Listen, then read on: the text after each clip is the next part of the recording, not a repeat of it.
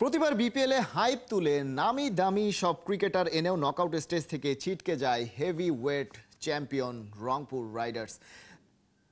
সেই আক্ষেপে ওরা কাটাতে চায় গ্লোবাল সুপার লিগে। চলতি মাসেই গায়নায় গড়াবে 5 দেশের সেরা ফ্র্যাঞ্চাইজিদের লড়াই। সাকিবের সার্ভিস না পেয়ে কিছুটা হতাশ রাইডার্স ম্যানেজমেন্ট। ক্যাপ্টেন সোহান বলছেন কয়েকটা কারণে রংপুরের পক্ষেও বড় কিছু করা অসম্ভব। সাইফুল রূপকের রিপোর্টে বিস্তারিত। তামিমের দল চ্যাম্পিয়ন বরিশাল রাজি হয়নি, নাফিসা কামাল লাপাতা, অন্ধকারে কুমিল্লা ভিক্টোরিয়ান্স। রংপুর রাইডার্স সুযোগটা লুফে নিয়েছে, যদিও গ্লোবাল সুপার লিগে বাংলার গ্লোবাল সুপারস্টার সাকিবকে রাজি করাতে ব্যর্থ হয় রাইডার্স ম্যানেজমেন্ট। সাকিব আল হাসান সাথে যোগাযোগ করেছিলেন যে এই টুর্নামেন্টে খেলার জন্য, মানে সে তো রংপুরে খেলেছেও না। অবশ্যই আমার কাছে মনে হয় যে রংপুর ম্যানেজমেন্ট থেকে সাকিব ভাইয়ের সাথে কন্ট্যাক্ট করা হয়েছিল। ইভেনচুয়ালি তারও যেহেতু টি10-এ পার্টিসিপেট করতেছে, সেই কারণে হয়তো আপনার ওইভাবে সবকিছু মিলিয়ে উঠতে পারেনি। ওই কন্ডিশনে সাকিব থাকলে তো আপনাদের জন্য একটা সোনায় সোহাগা হতো। না, অবশ্যই দেখেন সাকিব ভাইয়ের মতো প্লেয়ার যে কোনো টিমে থাকলেই সেই টিমের আলাদা বেনিফিট সবসময় পায়।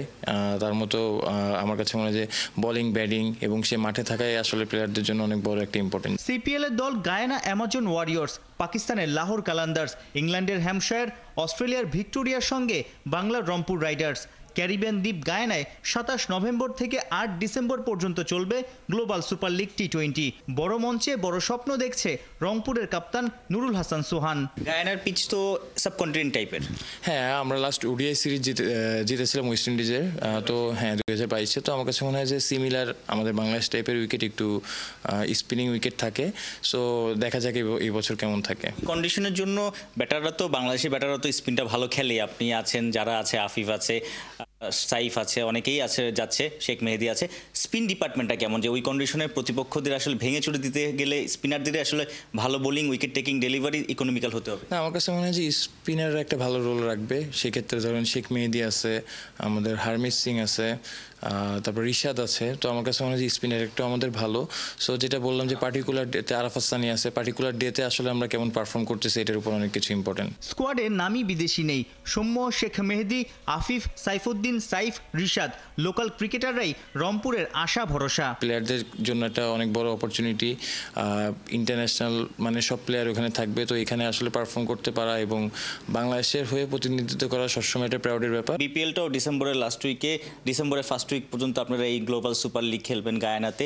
বিপিএলের একটা দারুণ প্রস্তুতি, দল গঠন, সবার ফাইন টিউনিং, সব বিষয়গুলো আসলে ইজি হয়ে যাবে নিশ্চয়ই রংপুরের এবার। আপনি দেখেন যে আমরা হয়তো টি20 ক্রিকেটে খুব একটা মানে অন্য টিমগুলো যেখানে আছে, আপনি যদি আফগানিস্তানের সাথে বলেন বা অন্যান্য টিমের সাথে কম্পেয়ার করেন, আমরা অনেকখানি পিছিয়ে আছি। তো এইটার একটা রিজন কিন্তু আমরা টি20 অনেক কম খেলি। অবশ্যই আমাদের প্লেয়ারদের অনেক দোষ আছে, বাট আমার কাছে মনে হয় যত আমরা খেলবো বা এরকম ইন্টারন্যাশনাল ফ্র্যাঞ্চাইজি ক্রিকেট যত অপরচুনিটি পাবো, বিদেশিদের সাথে খেলার সুযোগ পাবো, তো আমার কাছে মনে হয় যে ওই জিনিসটা আমাদের যে ভুলগুলো আছে এগুলো শুধরানো বা ওই যে লিসেনটা অনেক আমরা অনেক কিছু শিখতে পারবো। সাইফুল রূপক, 71। এরকম টুর্নামেন্টগুলো হচ্ছে।